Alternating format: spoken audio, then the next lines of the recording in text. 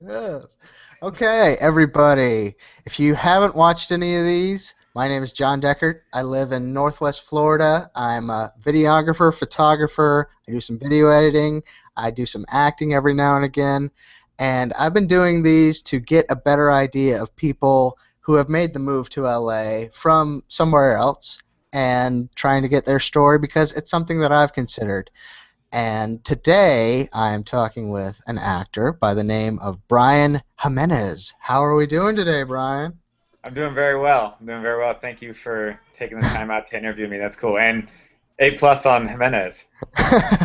hey, when when you're a guy that isn't very good with pronunciations, sometimes you just work that much harder at it, and Yeah, there you go. yeah, exactly. So, how are we doing today? And what made you first decide to move to LA? Um, well, I think, well, first of all, today I'm doing well. Yes. Just great day in LA. But overall, from what made me move, I don't know if there was any one single thing, uh, aside from maybe a culmination of different things. I mean, Um, so I moved out here. I graduated from the Cronkite School at ASU for journalism. Hmm. I did that at 22. So I was done with school at 22. And then I And was that's working. in Arizona? Yeah, it's in downtown Phoenix, the actual Okay. campus is, but it's Arizona State. Yeah, Um, and but the Walter Cronkite School sounds better than saying Arizona State. it does sound quite nice. But anyways, so I got my journalism degree, even though I knew in school I wanted to act, but I thought, at least for me, and all this obviously is how just what my experience has been. But for me, I didn't want to get a degree in theater. Um, it just seemed I don't want to say pointless because that's harsh, but I just thought that I would rather go to school for something else and pursue acting once I was done with it, Hmm. rather than go to school for it. So I did the journalism thing, which I really enjoyed. I got to do an internship at the radio station in town at KTAR. So I loved that. That was a ton of fun working at a sports center, or I'm sorry, an ESPN affiliate. So that was awesome. And Definitely. then but like I said, once it was done, I knew journalism was just for school.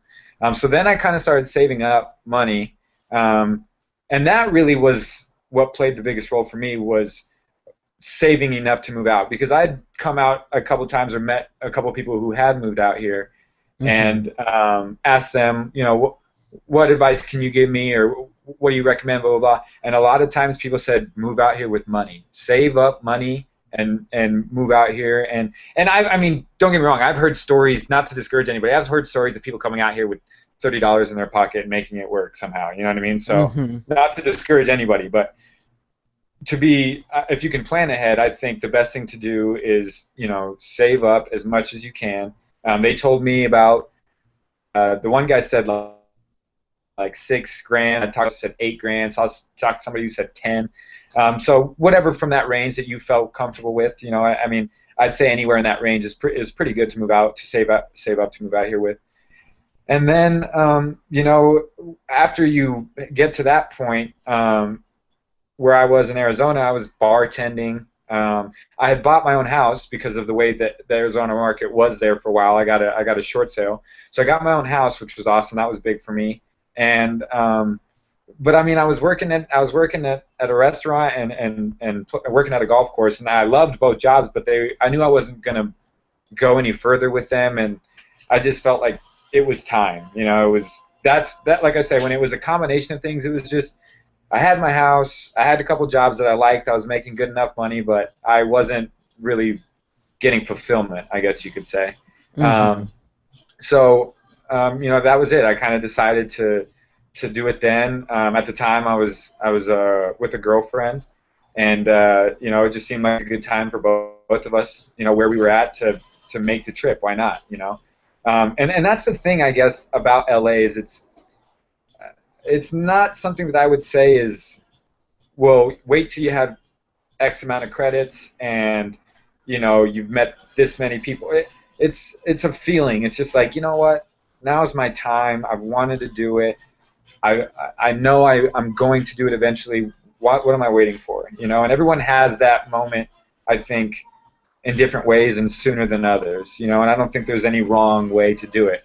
Everyone, especially in what I've learned out here, everybody has their own path, really, and no one path is right or wrong or better than the others. It's just the way that they do it, and uh, if you can keep that attitude, I think it helps you some of the negative attitudes or some things that you may start to form. Sorry, I'm a blabber. That's how I roll. Hey, it's a lot of information, and that's what I'm looking for. Yeah, I mean, so like I said, I would say that it's just one of those things where you really felt like, it was time to move out. I had a nice little, account of money that I saved up specifically for the costs to LA because there are a lot of costs when you move, just moving, you know. Hmm. Um, and I just felt like, I was lucky enough to work on the actual acting side or the professional side of it. I felt like I had done some projects in town in Arizona that had at least given me some experience, and that I had learned a little bit about how, having an agent, learning how that works, and knowing that that's important, knowing that you need an agent to get work, at some point. Um, so I felt like I had just enough experience and just enough naivety to move out without having, that that voice thing like, well, if it doesn't work out, you can move back, kind of a thing. There Hmm. wasn't really a lot of. I don't plan on moving back. I don't. I have no plans to come back, and it's not because I hate Arizona, but it's because this is now what my life is. You know what I mean? This out here in LA is where my life is now. Yeah, and so a lot of it is mindset then, and getting to that place where, well, and having the passion for it. Yes, absolutely, and that's the thing is, I think that a quote that I always used to throw out that I read actually on Adult Swim at like 2:30 at night one time was, you can do anything you want if you're willing to suck at it first.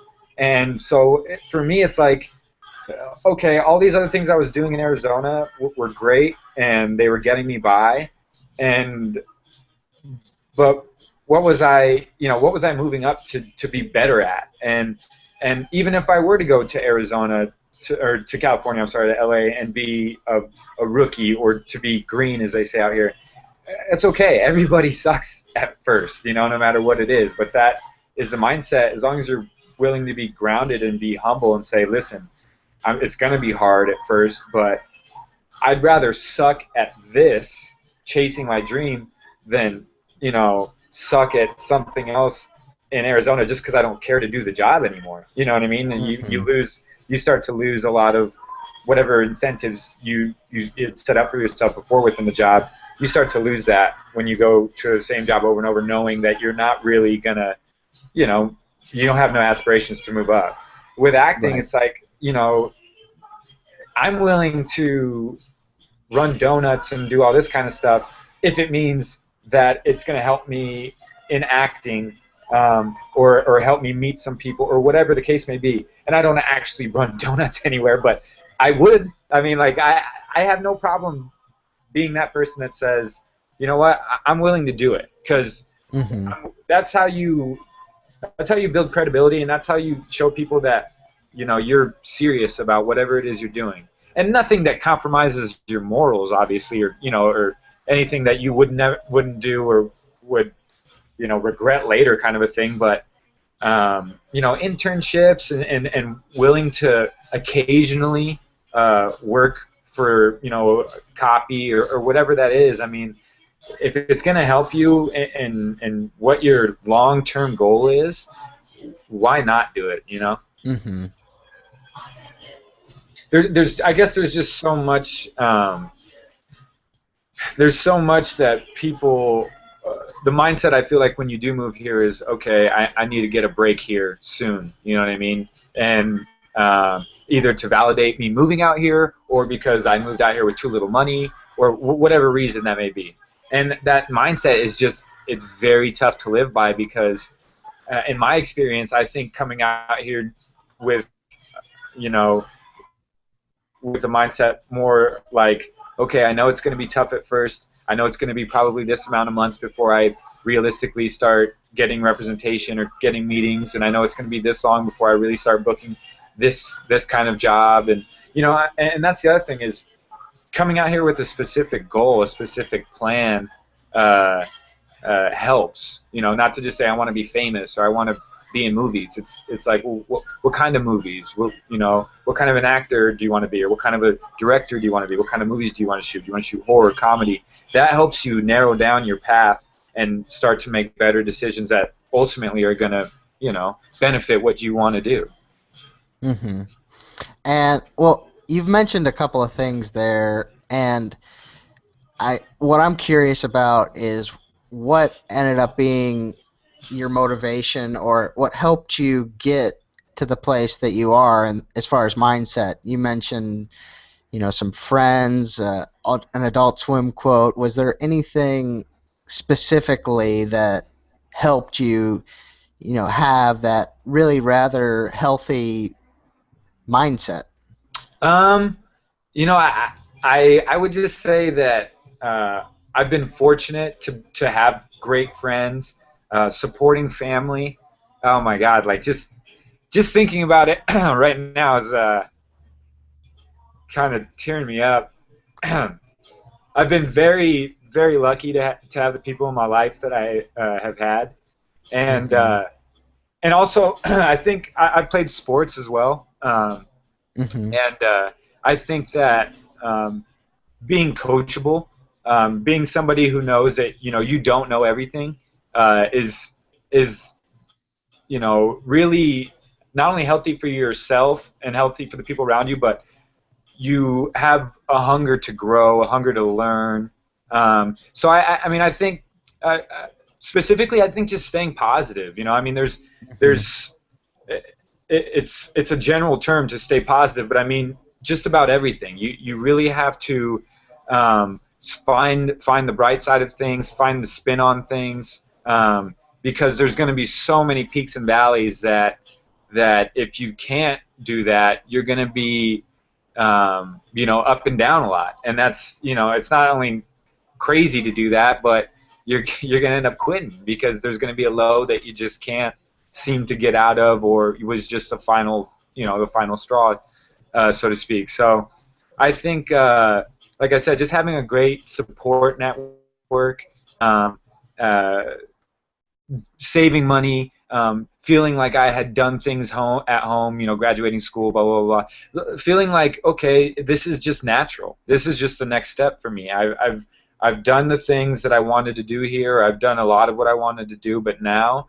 it's time to chase down this dream that I've known I wanted to do since I was 15, 16 years old, and maybe even before that, but Mm-hmm. really told myself this is what I'm going to do, in high school. So that's I guess that's really just all those things really make you feel confident, because that is one thing that you will need coming out here is a very healthy confidence and a uh, very capable of being able to bounce back and find the bright side in whatever situation seems like it's a negative.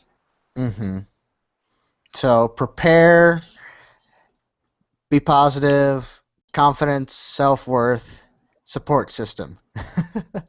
Yeah, absolutely. Yeah, I mean, in a nutshell, and everyone has different different ways of establishing those for themselves. There's no, Mm-hmm. like I said, everything I say is I is my own experience. It's my own path, and everybody has that to their own. Everyone has that trail that they're going to take, and it's not the right one or the wrong one. It's just a different one to get to the end goal.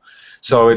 it's that's been my experience, and it's different for everybody. But I think those things, broken down like you said them, kind of just in a nutshell, they're those things. If you can keep those, at the forefront, then you're going to find more success than you do downfalls. Mm-hmm. Well, you mentioned you were maybe 15 or 16. If you can for me, can we go back? What was it that caused the light bulb to kind of go off in your head? And it's like, I want to be an actor. Yeah. Well, like I said, I think actually, I think it goes a little further back than high school, just because when I was 10 years old, I was in a fifth grade dare play at my elementary school. My Hmm. my teacher, his name was Mr. Skippers. He wrote a dare play every year, and my fifth grade year, he was my teacher, and it just so happened to be the last school year that Dare was in elementary schools. They decided to pull the program after that.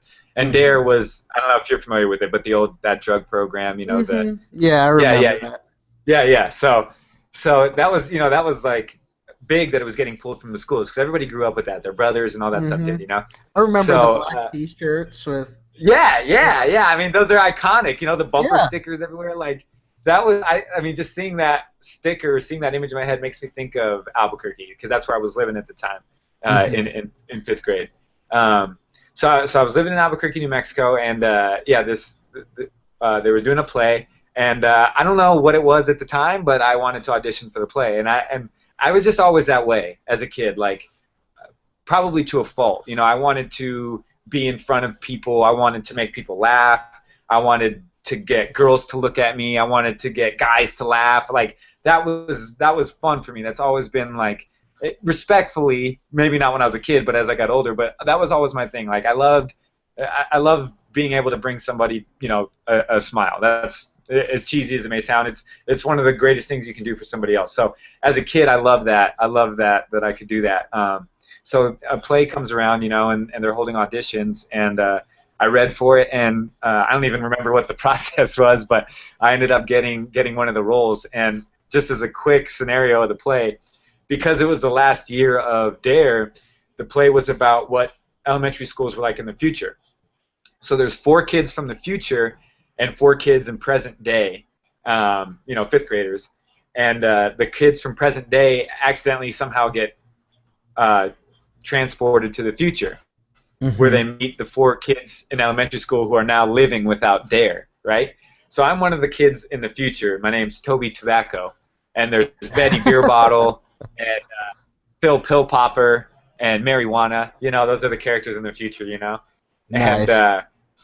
yeah, and so the new kids get blasted to the future, and we open up our like when the four of us come out, we're all smoking fake cigarettes and drinking fake beers and all that stuff, and we come out to Pink Floyd, The Wall. We don't need no, and we're walking around and we're circling the kids from the past, um, and we perform that probably two or three times. Once for the school, once for the parents, and maybe twice for the school, once for the parents, or something like that. Hmm. And I just remember loving that, man. Just like the lights, the lights for us, and it was all the people laughing, and oh man, that was so much fun. So I think that always stuck with me. But as I said, I played sports. That was really how another way that I got that adrenaline or that feeling of just performing, being in front of people.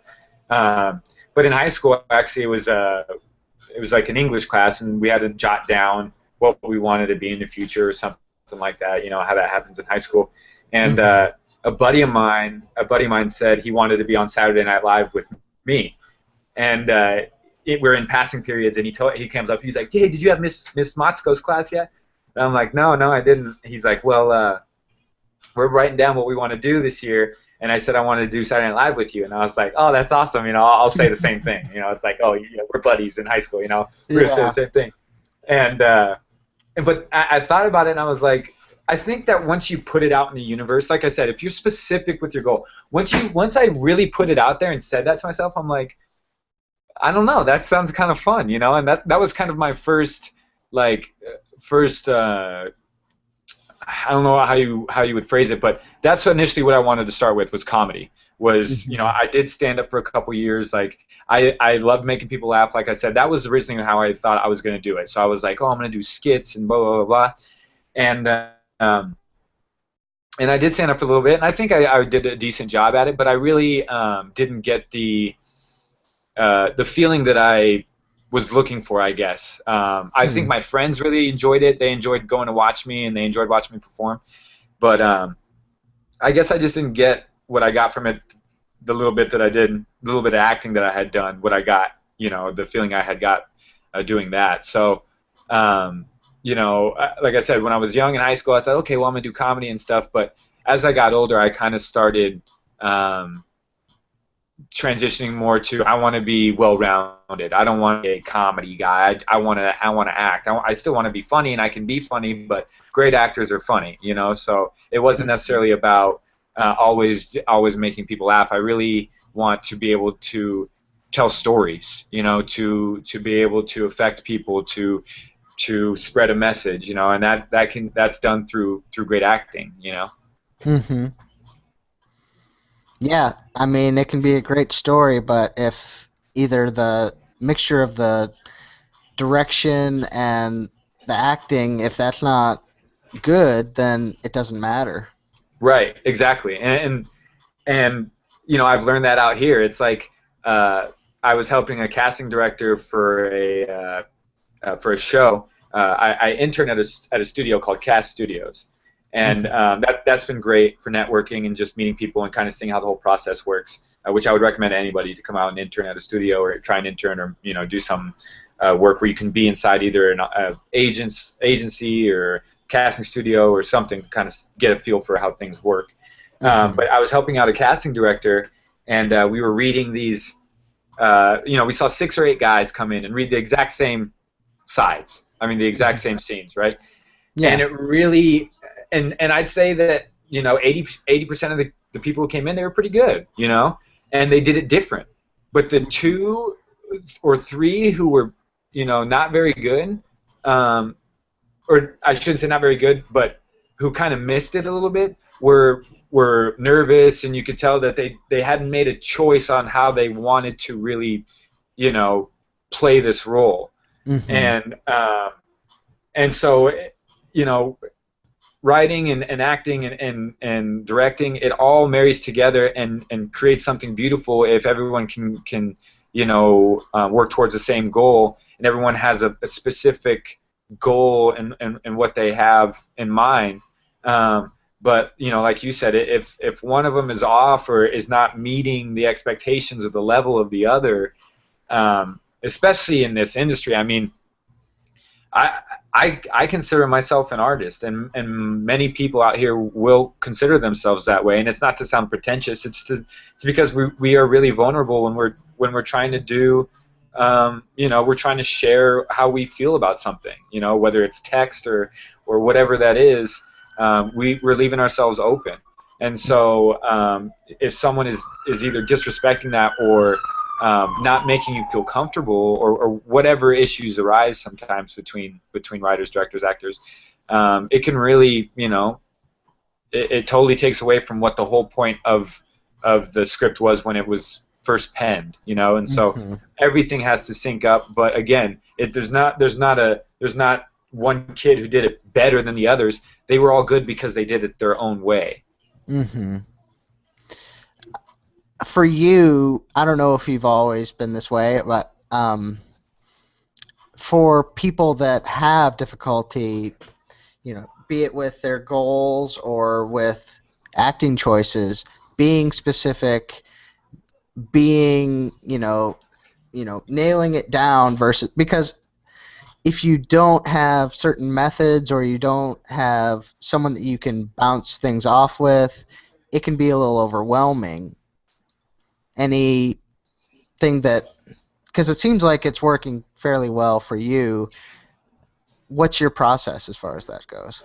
As far as like when I want to bounce something off somebody, or when I need like a second opinion, is that what you're saying? Yeah, that and just getting, your deciding on, well, I guess for starters, making your decision that, okay, I want to move to LA and, you know, this is for sure what I want to do. Okay. Okay. Yeah. Um, well, I guess again, I probably say family and friends. Like I said, I had a Hmm. girlfriend at the time, so everything was supportive. I bounced things off of all of them. But Hmm. when it came to LA specifically, I have a couple uncles who live in California. One who's in Dana Point, which is about an hour south of where I live, and then another who's in San Diego, which is about halfway between, or which is about another hour from Dana Point. Dana Hmm. Point's kind of the halfway between here and San Diego.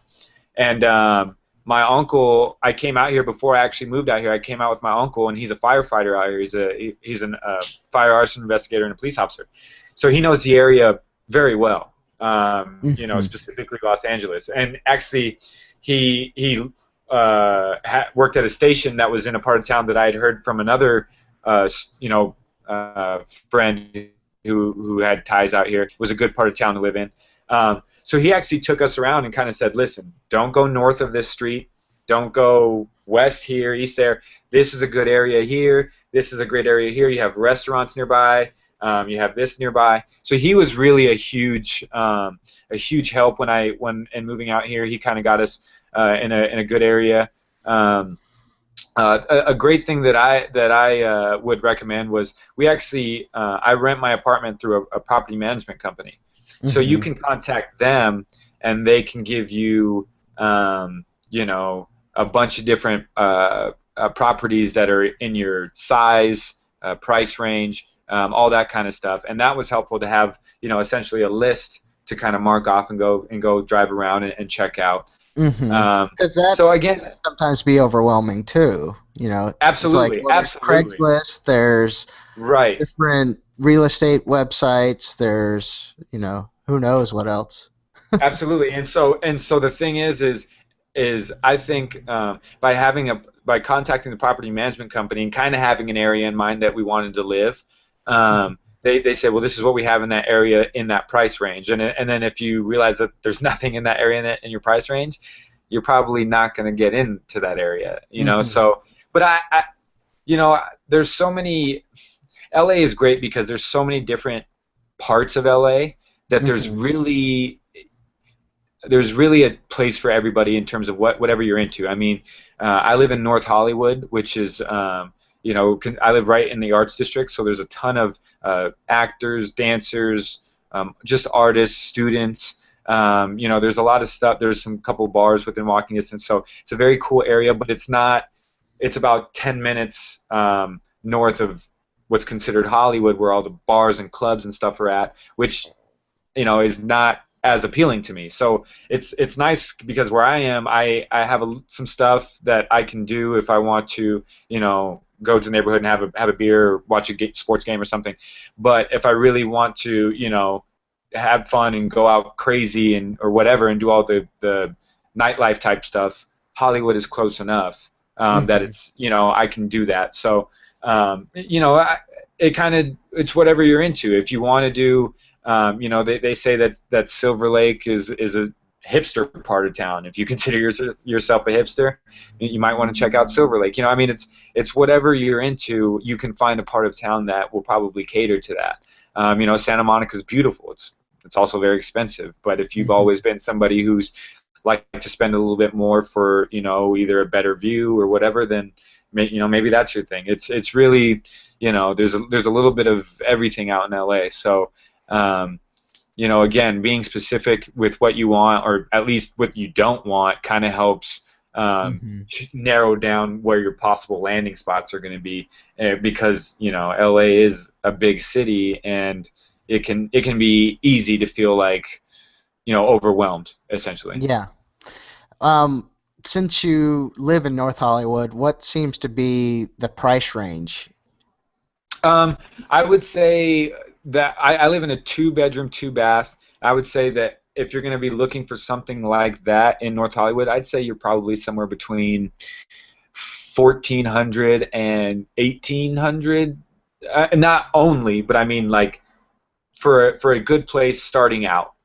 You're somewhere. I mean, but there's right down the street from where I live is a very nice apartment complex that's I think 2,200 for the one bedrooms. So I mean, Mhm. if that's like, if you're the baller status, by all means, there's something uh, nearby for that also. But you can get into a good space for 14 to 1,800, I'd say. And I guess it just depends what you're comfortable with living with as well. I mean, I like to have my own bathroom in my own room. Some people don't mind Hmm.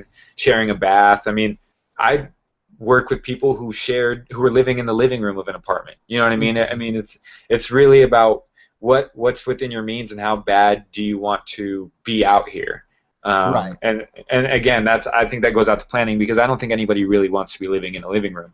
Right. Um, but Well, I asked that kind of thing because, and I don't know if it's as bad there as, say, New York, but there was some comedian who joked that he could be in his apartment, still have his feet in bed, be washing the dishes, and go to the bathroom.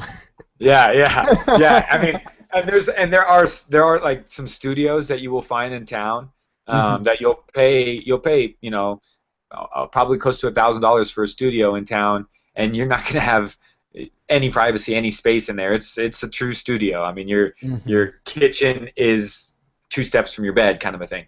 Yeah. But um, it kind of depends what you're willing to live with, and I'd say that there's more leeway here than New York, absolutely, because Sure. I think New York and I haven't tried to live there, but just from what I've heard, Hmm. it's more expensive there. Right. And out here you can find some pretty good arrangements pretty cheap, and it's just I have a buddy who he lives with his wife. They share a 1 bedroom, and they pay I think around 900 a month. Hmm. But it's great for them because it has a nice a living room, a full bath, a nice big living space, and they have a tiny little dog, and it works perfect for them. So Sure. it's and they have a nice patio area and everything. So it's one of those things where finding your space, and you're probably going to have to compromise a little bit depending on where you're coming from. I Sure. mean, I knew coming from Arizona where it's so cheap to live that I was going to be giving up, a yard and a decent amount of living room area, blah blah blah blah blah. So you gotta brace yourself for that, and like I said, just find a way to stay positive and say, well, it's better than nothing, better than living out of the car, Hmm. kind of a thing. Right. Well, so you moved to LA. How long? Tell everybody how long you've been there and what the first 6 months were like. Okay. Um, well, it's been a year now. I moved August 1st of 2013, so it's been about a year and a month now. Um, and it's been great. I mean, it honestly, I feel very, very fortunate and very lucky to have met the people I've met and to have done the things I've done so far. The first 6 months were financially draining. I was losing money like crazy when I first moved here because the first month I moved here, obviously, like I said, you spend a ton of money on just moving expenses, deposits, blah blah blah blah. But then you got to find a job, and like I said, I was a bartender at a restaurant, and that I'd worked at for 5 years in Arizona. I thought coming out here with that kind of experience, piece of cake getting a job at a restaurant. But everybody's trying to get a Hmm. job at a restaurant out here. Everybody's in the industry. Everybody wants that flexible schedule with good enough pay. Everyone, it's the typical thing for LA, working at a restaurant. Um, so the first 6 weeks I was actually out here, I didn't have a job, and I went crazy. Hmm. I was just feeling. That's when I kind of started getting my first taste of the lows of LA. I mean, like I said, I knew I was going to feel it in the acting side, the acting world, but I didn't think finding a job at a restaurant was going to be that difficult. So I really kind of got brought down to earth pretty quickly. Not being able to find a job those first 6 weeks. Um, but I found a restaurant around the corner from my house, so I actually walked to work, so I don't have to deal with driving, commuting. Um, and I just bugged them basically. I dropped a resume, and they said they'd contact me in a couple weeks or something, and I emailed them 2 days later and said, hey, I know you said it was going to be a couple weeks for you looking, but I'm willing to bust tables. I'll do whatever you guys need. And they said, okay, well, actually, we're kind of short on a busser. We could use a couple days a week. And I was like, perfect. Got my foot in there.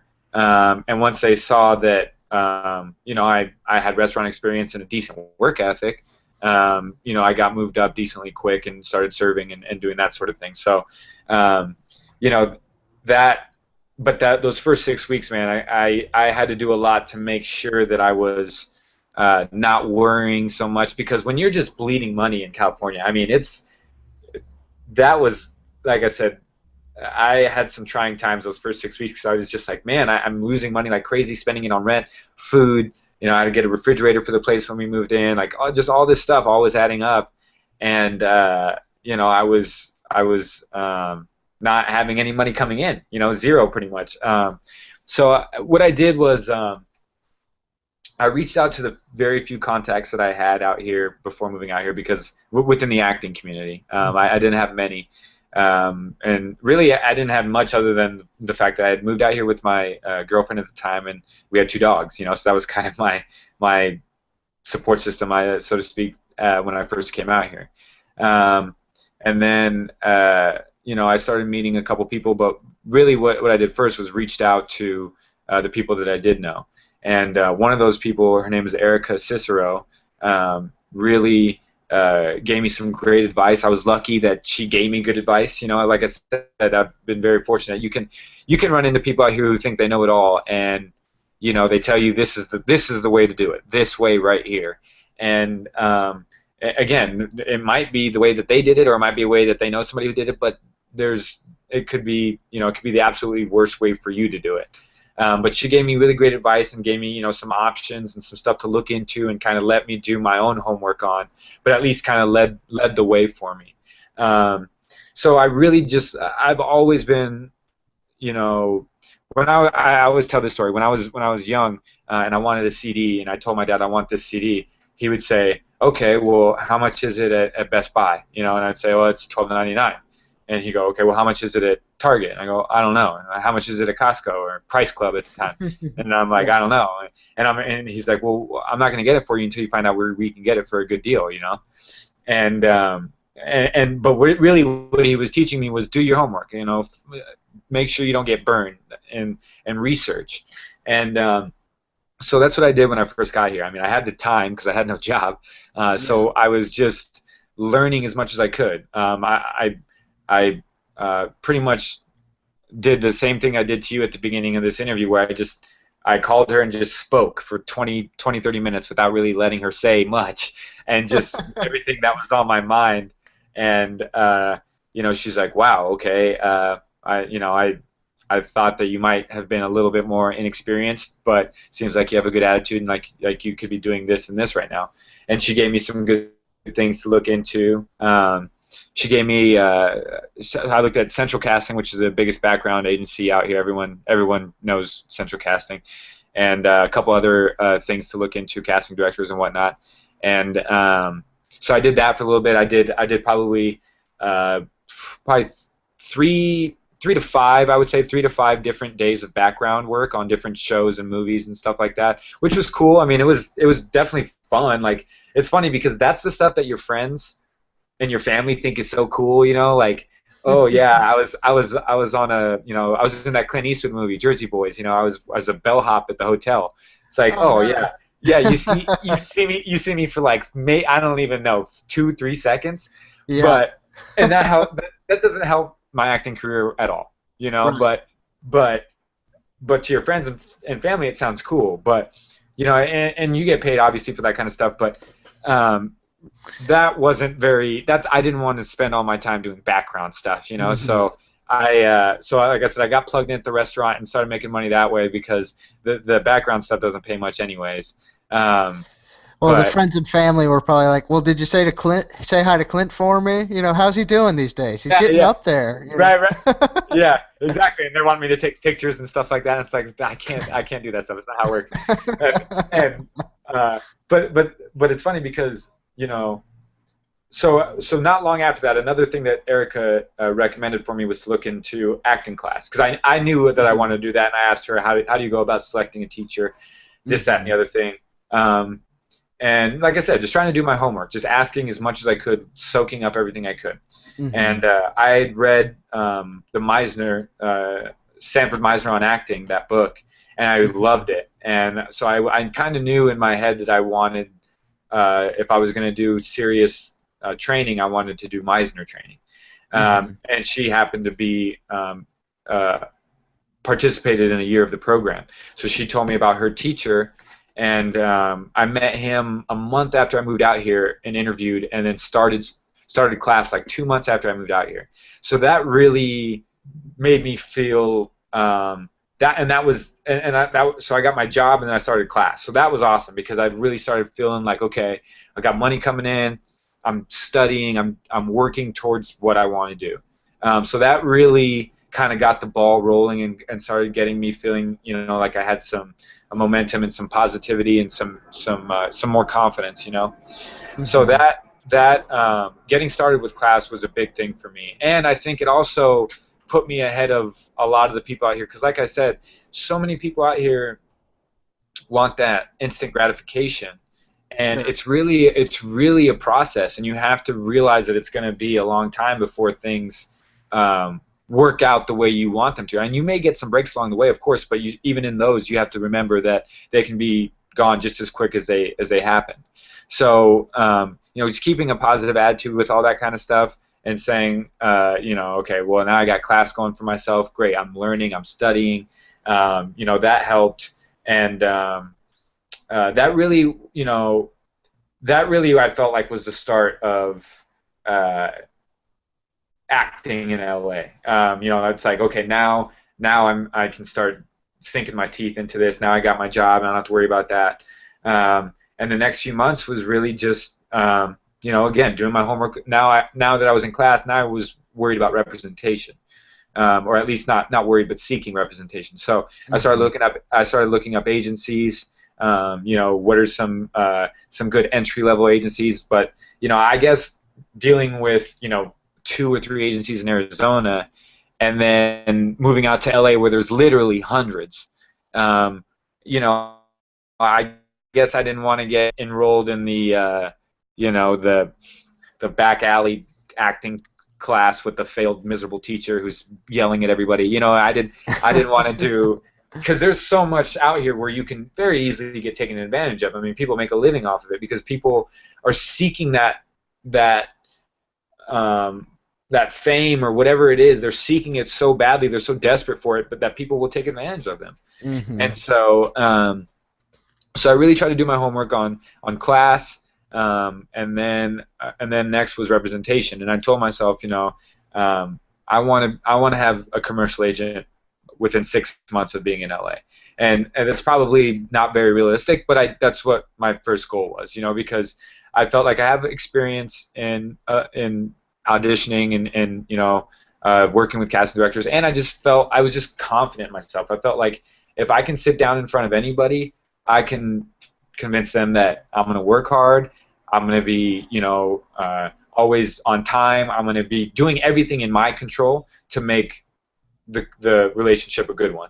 And I knew I Hmm. would be able to, convey that. So, but I also knew that people weren't even going to consider you until you had something to look at. So I jumped on a couple websites that were casting websites, like I said, and one of them, LA Casting, which is probably one of the bigger ones for commercials. Um, they have a database that you can enter and say, I don't have representation as a manager, an agent, all these different things, and then and then people can access you. Agents can look up the database of unrepresented people and see if they want to, if there's somebody that they're interested in. So through Hmm. that website, which was January, I got a couple emails. So I moved out in August. In January, I got a couple emails saying, hey, we see that you're unrepresented. We'd like to bring you in for a meeting. So that was awesome. But then I thought, well, why would I sit here and pick an agency that brought me in? Why wouldn't I seek a couple that I would like to be with and see if they would be interested in representing me? So then, again, after kind of looking at what agencies I thought would be good, I mailed out to agencies with my headshot, cover letter, all that kind of stuff, and got a meeting that way with an agency that I really, really wanted to sign with that I'm still with, that has been great for Nice. me. Yeah, and that was just fortunate. I didn't even include my email or my phone number on all the stuff I emailed out because I was just not thinking. All I included was my website, and they went to my website and contacted me through there. So I really got lucky that they wanted me and actually went through the trouble to contact me. and it just worked out that way. And a big thing that I've kind of started embracing since I've been out here is just having a good energy. Hmm. Keeping positive, because not only does it help you through, like I said, low situations, but it attracts other people who are the same way. And Hmm. so, I I knew I wanted to be with this agency. I wanted to be with this agency. I mailed to them, and out of the 7 or 8 that I mailed to, that for some reason they're the only ones that ended up contacting me. So it just worked out that way. But yeah, so that was the first 6 months, was basically um, doing as much homework, as much research as I could, and staying patient in the sense that I didn't wasn't expecting to be booking TV shows or being and getting feature film auditions and all this stuff. Again, it could happen for you. I mean, you can run into the right people beforehand, or maybe you already know somebody before you get out here, or someone brings you out here, and it happens that way, because it does to some people. But I was going to give myself that allowance to say, you know what, just be patient. You moved out here because this is what you want to do for the rest of your life. It doesn't have to happen in the next 6 months. So I just try to stay patient and let those things happen, and then kind of started building up from there, essentially. Hmm. Well, you mentioned you've done a lot of research and that there are literally hundreds of agencies and classes that you can try to take that are, out there trying to sniff out, desperation that people have to Right. get their big break and that kind of thing. Through your research and, hopefully not through too much experience, what was it that helped you be able to sniff out if there was something off about, either a class or an agency? Yeah. The internet is so funny in the sense that you can Google someone's name or an agency or what have you, and type complaint or scam next to it, Hmm. and stuff will pop up more than likely. And obviously there's going to be some people who just have vendettas against certain schools or teachers or whatever, but Hmm. you can usually pick those out. And if it's generally overwhelmingly positive feedback, um, you're able to see that this is probably a legit teacher, or this is a legit school or a legit agency. But if you're seeing a bunch of stuff that says don't go here, this guy's terrible, he made me take all these weird pictures, and he never even sent me out on a job, and I ended up spending $500 for these fake, you know what I mean? It's not that hard to find those ones. Okay. And then there's also a couple of if you have IMDb Pro, which not everybody has, but there's a couple. There's a very popular LA publication called Backstage. You can usually go through either Backstage or IMDb and search the agency um, or casting director or whatever, and it'll say if they're a real agency, who their clients are, all that kind of Hmm. stuff. So there's definitely a lot of avenues to do your homework, but it's really just kind of being very basic about it. Well, this is the agency I'm interested in. Let's see what pops up when I plug in their name. Um, Hmm. so that's very helpful. The fact that there's so much crap on the internet nowadays that you can almost Yeah. find anything about anything. So that really was a big tool for me. And then obviously, if you could get a couple of either referrals or recommendations from people who you knew who were either working, or they know somebody who's had success in a certain class or whatever, that helps as well. But again, every path is different. Take it with a grain of salt, and kind of see how it plays on you and how it makes you feel. Another cool thing Hmm. about acting schools out here is a lot of them let you audit, meaning you can go in and sit in on a class. So I audited with one or two different teachers and just sat in and watched, how they taught. Did I like the way that they were talking to their kids? Did I like the way that the kids were working? Did it seem like they were talented? All that kind of stuff. So Hmm.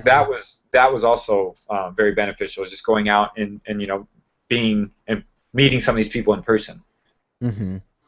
And is that similar how you were able to, because you said that there was a particular agency that you were wanting to end up getting with. What Right. was it about that particular one? Were there certain people that were represented through them or reputation? What was it? Yeah. Actually, it was. There was a. there was a couple of people who I knew who were represented by them, who I had met, uh, who one had done a bunch of shows on an ABC Family show. She had done a bunch of she was one of the leads on the show essentially, and Hmm. another guy who's a good buddy of mine now, who's currently a lead in a Hulu series. Um, Nice. yeah, they were both with Osbrink, and they had nothing but positive things to say. And just using the name in a couple other conversations, it just seemed to, have good things said about it.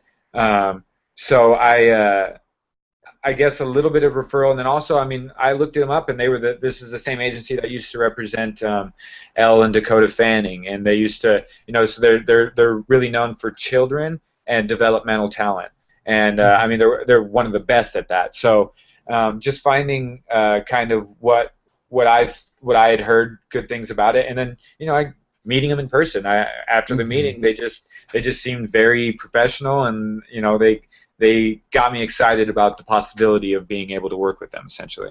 Hmm. So they seem to live up to their reputation, and I think the phrase of the conversation is, to do your research. Yeah, right, right. Well, and it's inevitable that you're going to make mistakes. I mean, I've done some stupid stuff since I've been out here, and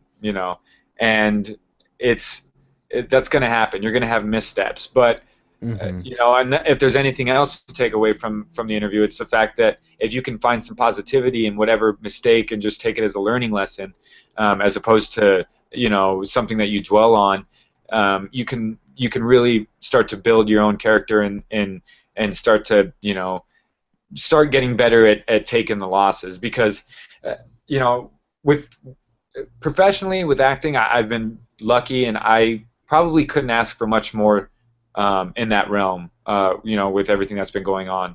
Um, but what I think is the most important thing about moving out here and being in this industry is really finding something outside of the industry that truly makes you happy. Because I do think that acting is a passion of mine, and it makes me happy to perform, to be on stage, to book an audition. I mean, those are some of the best feelings you can get. But the lows are so bad that if you only live off those, your life is going to be miserable.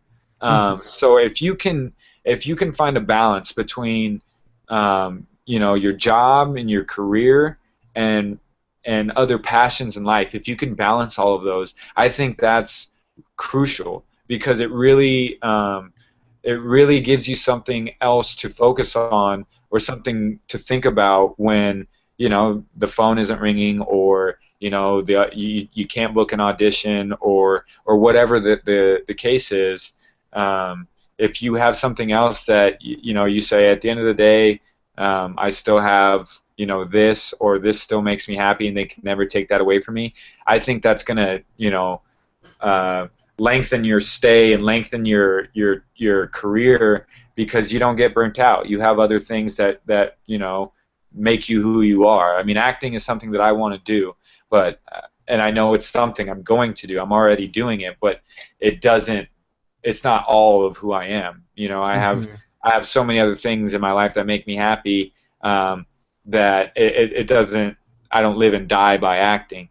Um, but again, that one thing, I don't know that I've found that for myself yet. So Hmm. I don't know what it is. I think that's also part of life, is kind of all finding that finding that one thing that just you could do, you could live doing the rest of your life. I mean, and I could do that with acting, but that's my profession, and I mean, I'm a huge golfer. I'd love to get back into golfing again. I used to do it all the time when I was in Arizona. I'd love to do that again. I love animals. I'd love to do something, where I was some way involved with either taking care of them, or working for some type of organization or charity. I mean, there's other things that I think that I would, give me the fulfillment of living essentially when acting really makes you feel like, what am I doing? What did I make a mistake? Hmm. And so important to not have, acting or in my case, production, and being here, I have to do a little bit of everything. And there's times where, part of the reason why I'm considering moving out there and talking to all these different people, you included, is because it can be a little feast or famine sometimes. It's Right. not necessarily a steady thing, and it's Right. something that I'm trying to do all the time. And Right. just, like around here, so much of it depends on the season. Right. Right. And you know, this is here's what I'll say about that. I agree. I think you have to be used to, or you have to at least expect, um, like you said, feast or famine. Hmm. Um, but it's not to say that you can't work hard and create for yourself, because that is one thing that we all in this industry do have at our disposal, is an immediate outreach on social media. I mean, we can shoot videos, put them up on YouTube. I mean, we can shoot shorts. We can do all that kind of stuff. There's people who shoot movies with iPhones, so there's really no excuse for not getting in projects, involved in projects. Yeah, Um, I mean, you and I right now, it's the built-in camera on the top of the screen. right, exactly, exactly, and that's what I mean. It's like there's no excuse for not getting stuff done. And you should be a tireless, you should be somebody who works hard at your profession, period, no matter what it Hmm. is. No matter what it is that you do, you should be somebody that gives everything that you have to it. But Hmm. but once you're done with that, you need something that you can step away and enjoy. Right. So I hate to say that, don't take acting seriously, because that's not what I mean. It's just that you should take acting with everything that you have, but when you're not doing it, you do need something that's going to make you happy, and that's going to take your mind off of it, and something that that is not going to be affected by whatever's going on in your acting world. So I think the thing to take away from that is the importance of being realistic and it not, be it acting or video production, photography, whatever that may be, have it define you. Right, exactly, exactly. I mean, because I think that the biggest names in the game, they probably are defined by what they do, in the sense that, everyone knows Tom Cruise is an actor, everyone knows Hmm. that Martin Scorsese is a director, Well, they but know him for jumping off a couch too. right, right, right, yeah, Tom Cruise probably wasn't the best.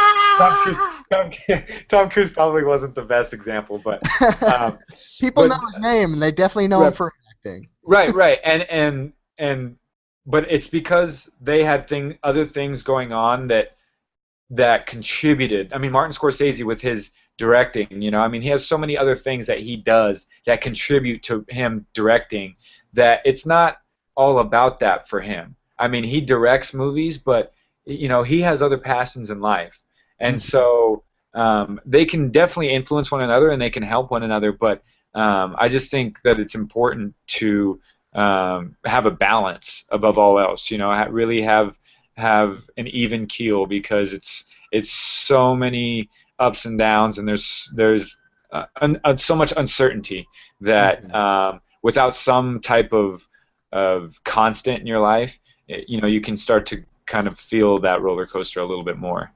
Sure. And while we're on that subject, kind of good or bad, what has been your most memorable experience that you can remember while you've been out there for the last year or so? Most memorable experience, man. I don't know. I mean, I don't know if I can narrow it down. I mean, when I think about it, just hearing that question, I'm thinking of like so many different things. Hmm. So many different events. Uh, Man, I don't know. I mean, just off the top of my head, one of the first things that I booked when I came out here was a Fiat commercial with my dog, and that Nice. that was she ended up being the star of the shoot. I mean, at one point they asked me to walk off the set while they shot her, and and that was, I mean, that was a great great day. Booking my first job out here, when you book like, and not I'm not talking about the background stuff, although that felt great too, to be working in LA. But Hmm. when you go out and really do the audition process and the callback process, and they say, hey, we want you, you booked it, here are the dates. I mean, that is really a great feeling. So I would say that has been cool, but I don't know if I could narrow it down. I mean, I've had some very trying times. I mean, I've been out here, essentially away from my family and friends. Hmm. I mentioned that I have my two uncles out here, but I mean, it's easy to feel very lonely in a big city. I mean, there's a lot of people here, and it's easy to lose yourself. And I Hmm. feel like that's kind of what LA teaches you, or just any time you leave wherever your home or you're comfortable, your comfort zone. Once you get out of that, you really start to learn about who you are as a person and what affects you, what makes you tick, what doesn't affect you, what you don't care about. Um, you really start learning all that stuff Hmm. coming out here. And so um, I don't even know how we got. What was the original question? Most memorable experience, good or Oh yeah, bad? most memorable. Most memorable. So Hey, tangents are great. That's what this is yeah, I was all gonna say about. I'm tangent king. Tangent king.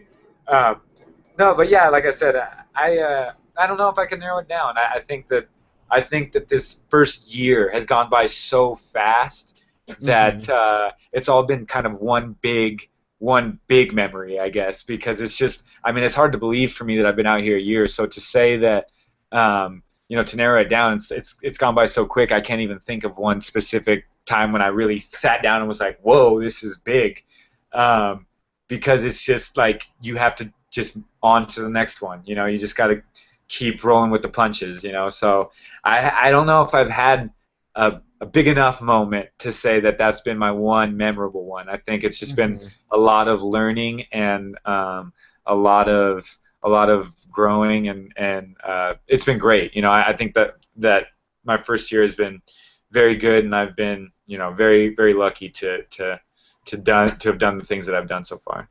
Hmm. Well, you mentioned, and it's something that's definitely something that I struggle with a little bit as well, with the idea of moving away, because I would definitely be leaving my comfort zone and my whole family. I don't, aside from the people the friends and some newer friends and others that I've interviewed so far, aside from them that have moved out to LA, I I wouldn't have any family out there. Yeah, I mean, quite literally, the other side of the country is right, how right. it would. Exactly. And that's, I honestly, I don't really think there's anything I can say realistically that replaces that feeling, because Hmm. the support that you have from your friends and family, I mean, there's nothing like that. I mean, especially if you've lived there for a long time. Um, I mean, I've known, most of my friends since sixth, seventh grade, when I moved there from New Mexico. And so leaving all them and having to come out here essentially alone, friend wise, um, it's tough, man. There's not much that really replaces that or fixes that. And I think that's actually probably what turns a lot of people off about LA is it can be a very lonely city at times.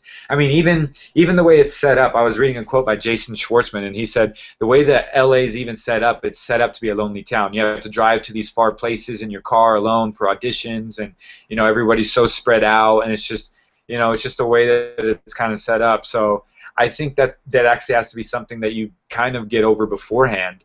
Hmm. Is I'm not gonna have that comfort, and it sucks because I'm very close with my family. I miss my family very much so, and Hmm. it's not easy, but actually, truth be told, I have a dog, a German Shepherd mix named Mia, who's passed out over in the.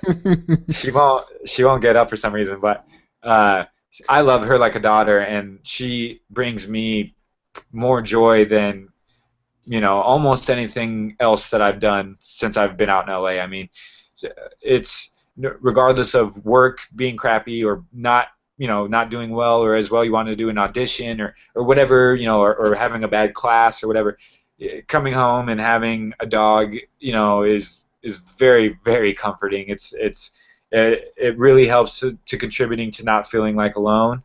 And it's a buddy to have. It's a companion, and that has probably been one of the things that's kept me sane out here. To be honest, is the fact that I know that I have her in times when I'm feeling a little low or whatever. And again, I think that if you have a good energy about you, Hmm. you're gonna find good friends, and you're gonna find other people who are good-hearted people, and that loneliness will subside because you'll start to quickly surround yourself with like-minded people. And I've been fortunate to meet actually the buddy I met when I was on set for that Clint Eastwood movie.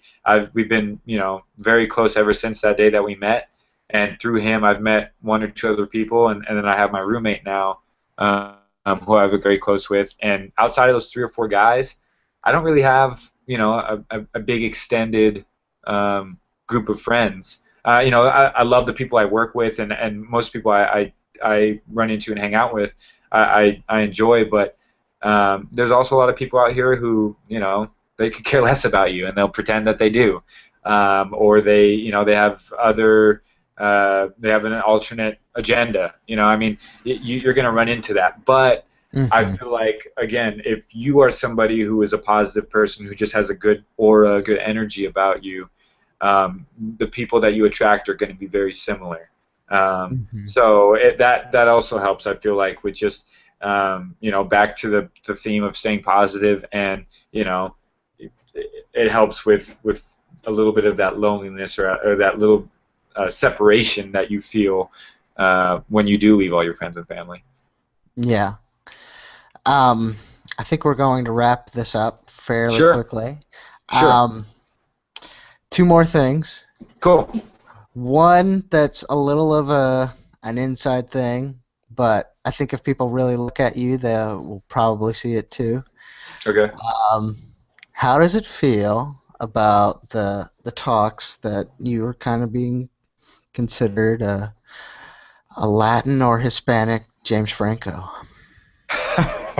I think that was Miriam who said that one. Yeah. She said, Yeah. I think she said an ugly James Franco or something like that. Like it was Oh it's well. pretty vicious. No, but no, actually, what's funny is I have actually been running into a little bit of, I don't want to say an issue, but I would say that I'm having to establish myself as someone who's not just a Hispanic actor. Sure. The one agent that I have that I was talking about earlier, Osbrink, I love. And my other agency that I'm with, predominantly, and by predominantly I mean I think all but one audition that they sent me out for have been Spanish-speaking roles, Hmm. and I'm okay at Spanish, but I'm not. That's not how I see myself as Hmm. a Spanish actor. So I think that keeping true to yourself and knowing who you are helps. But I know how I look, so I'm not trying to be stubborn or naive and say that I don't like Hispanic roles, because I do think I can do that. I am Hispanic and I'm proud to be Hispanic, but Sure. to market myself as just that, or as my specialty is the Spanish speaking actor, I think is just putting up like a false foot forward. I mean, Hmm. it's not really my strong suit. So um, I do want to try and kind of overcome that a little bit. Hmm. Hopefully, by showing people you know my true self, which doesn't really necessarily include Spanish, that can be enough to find my own niche. But Right. it's one of those things where you have to adapt. I mean, I'm going to Hmm. take Spanish classes to improve on my Spanish, because why wouldn't I? It's my look. Hmm. Why wouldn't I get better at it?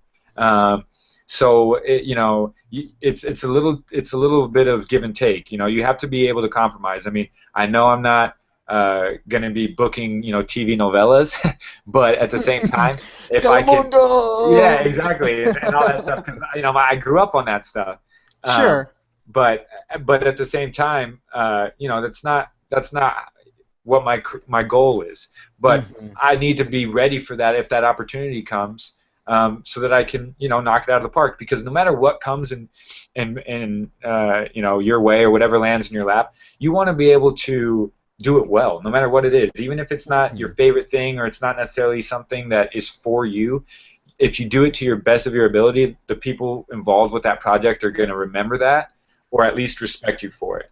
Hmm. So it's one of those things where you don't bend your morals or anything, and don't sacrifice something you believe in, but be willing to change and be willing to be pliable essentially, to be able to or not pliable, malleable. Is it malleable? Pliable? Malleable. Be able to be One of coached. the Be Ables. One of Yeah, the. yeah, yeah. Be able to be coached. Be able to be directed. I mean, Yeah. that's what I said. Like that's why I reference sports so much. I would run through a wall if my coach told me to. If he said it was gonna make me a better basketball player. And you have to be willing to make some sacrifices and do put in the hard work. Hmm. If you're gonna put yourself ahead of someone. If I'm not working on it, the guy across town who looks just like me is going to be working on it, Hmm. and you will very easily be passed up by somebody else who's just working harder. I mean, this Yeah. town is filled with people who want to do this, and just by working hard, you put yourself ahead of 50% of those people because a lot of Hmm. them are just expecting it to happen. So Right. if you really put in the groundwork, stay humble, stay hungry about it, then you set yourself aside immediately from a big chunk of the people who are out here. Yeah. And that's great. And you have a very positive attitude about all that. I can see how, and I feel very fortunate that so far with these interviews, it's been a variety of experiences. But something that I have noticed is that, especially with the actors, that there can be a little bit of a tendency for um, to be kind of pigeonholed or to be put into a particular group. I mean, I know when I interviewed Will, he said, he's a big guy who's black, Right, and has a tendency to get a lot of either cop roles or, right, big tough bodyguard stuff, right, or, the criminal maybe. right, And similar with Miriam, she is a beautiful girl, right, but for whatever reason, they, the casting directors of the world, or producers, or whoever ultimately makes the decision on the particular project, for whatever reason, at least at first glance, don't see her as maybe the girl next door. And right. so there are those kind of issues that either you I guess what I'm wondering is, how do you try to overcome that? I know it's Yeah. probably an ongoing process, but. Right, right. I think it is an ongoing process, and I think it's definitely frustrating, Hmm. especially because I know Will and Mariam personally, and they're both extremely talented, and they can play a wide range of Definitely. roles. Um, but I think going back to what we were speaking on earlier, I've I look at it like if what you want isn't out there, then create it yourself. Hmm. So I think that's a great way to get around a lot of that stuff is writing Hmm. your own material or getting together with people who are willing to come up with something original. Yeah. That bypasses a lot of the bull crap right away. In creating Yeah. it yourself. But in some cases, it's one of those things where you almost have to say, you know, how much am I willing to bend? Hmm. How much of this is still I can look at this as it's helping me grow, and how much of it is I'm either finding offensive or I'm just tired of doing these kinds of roles. Right. And and I think that's kind of part of the industry, and part of what helps you decide if it's the industry you want to work in, Hmm. because I mean that's kind of the thing.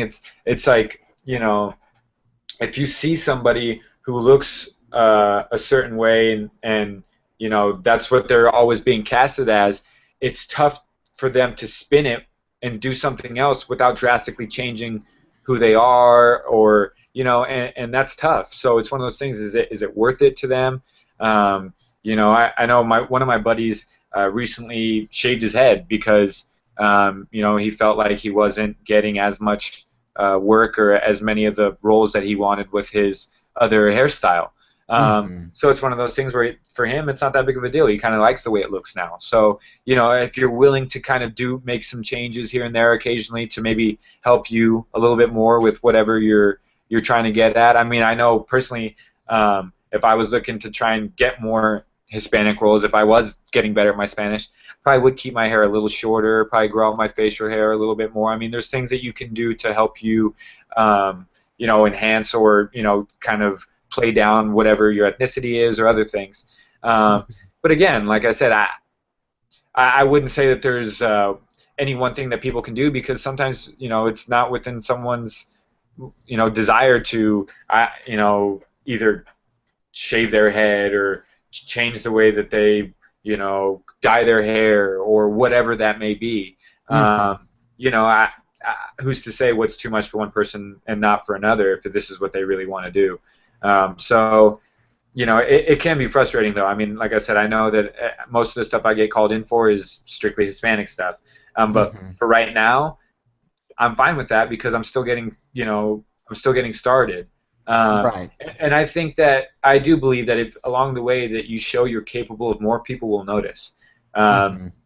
I mean, there's lots of great actors out there who are Hispanic or black Yeah. or Asian or white that they work just as much as the next person because they're capable of it. They're very talented. Hmm. I mean, I think of Michael Pena and a couple other people who they can do a lot of different stuff, but at the end of the day, Michael Pena usually plays the cop or he's played the gangster or whatever, and but he's still a great actor. So Hmm. it's there's ways that you can write roles for yourself or do. I mean, you think of him in Crash and he's the locksmith, and Yeah. I mean, it's kind of plays on the low income sense of Hispanic, but at the same time he's not a gangbanger or he's not the doing the landscaping. There's ways that you can still make it real, and Yeah. and also I believe it kind of comes down to what stories do you want to tell, what projects do you want to be a part of, um, you know uh, what can you do that helps you be in projects that you want to be a part of. If you don't want to play the cop or you don't want to do this or the other thing, then there's hopefully other avenues that you can explore where people are looking for somebody who has more of a range, and you can Hmm. you can find ways around it as long as you're willing to keep looking and find people who are open-minded, Yeah. attractive people who are similar to what you're into essentially. Sure. And thanks for that answer because I know that there's plenty of people that are out there that just it can be frustrating and one of those things that you don't necessarily feel like you have control over. And Exactly. so, And that's just it. Is you don't have. I mean, to a certain extent, like I said, you can shave and dye your hair and right. some other things, but otherwise, you are who you are. And I truly believe that there's a spot for everybody in the industry. I mean, Yeah. they need the guy next door. They need the guy who is 6'7" or whatever. I mean, no matter what you look like or how big or small you are, there's going to be roles out there for you. And if you do them well, people are going to create more for you. I mean, Hmm. and that's the thing. That's why I say everything you do it well, even if it's not something that you necessarily think is what's best for you. If someone's giving you the opportunity, do it well because maybe somebody will give you an opportunity again to do something that's more in line with what you're interested in. So Hmm. you never sell yourself short, and you only create more opportunity for yourself by just doing whatever task it may be, big or small, doing it 100%. Hmm. And if you're not getting what you want, create it. Exactly. Exactly. Exactly. Well, I think this has been great, Brian. Thank you for all your time. Absolutely. Where can people find you and follow what you're doing and just see all that you're doing? Okay. So I do have a website. It's Mhm. brianjimenez.com. So it's just my name.com. I have an Instagram and a Twitter. It's Brydog. Most of my friends and family will know that nickname well. It's BRIDOGG. And recently, I just did a showcase with the National Hispanic Media Coalition. So it was produced by the National Hispanic Media Coalition, NBC, ABC, and the Writers Guild of America. Mhm. So I have that scene actually uploaded on my website, and that specific website has like the program and photos and videos and a bunch of cool stuff. So that's kind of my most recent work. But Mhm. yeah, otherwise, like I said, my website is and my Instagram are probably the two things that I keep up with the most. Okay. So, Brian, I'm gonna mess it up this time. Brian Jimenez? Yeah, there it is, man. Yeah! Yeah, BrianJimenez.com yeah. and Bride did you dog. say Bry Dog with Yeah, two yeah. G's? Two With two, G's. yeah, yeah. Like Snoop, like Snoop. Yeah, like Snoop. Exactly. Although now I think it's Snoop Lion, or Yeah, unless you've yeah, changed it right, back. right. I'm gonna see, but then I would just go back to Brian, so Yeah. I'm just gonna go Brian. So I'm just gonna keep it at Bride dog. Bry Dog. Fine choice, fine choice. Well, thank you, Brian, for all No your problem. time. Absolutely, man. I hope to see you out here soon. Like I said, I don't think there's any perfect time. I think you just say fuck it and go. Yeah. Thank you. Yep, no problem, man.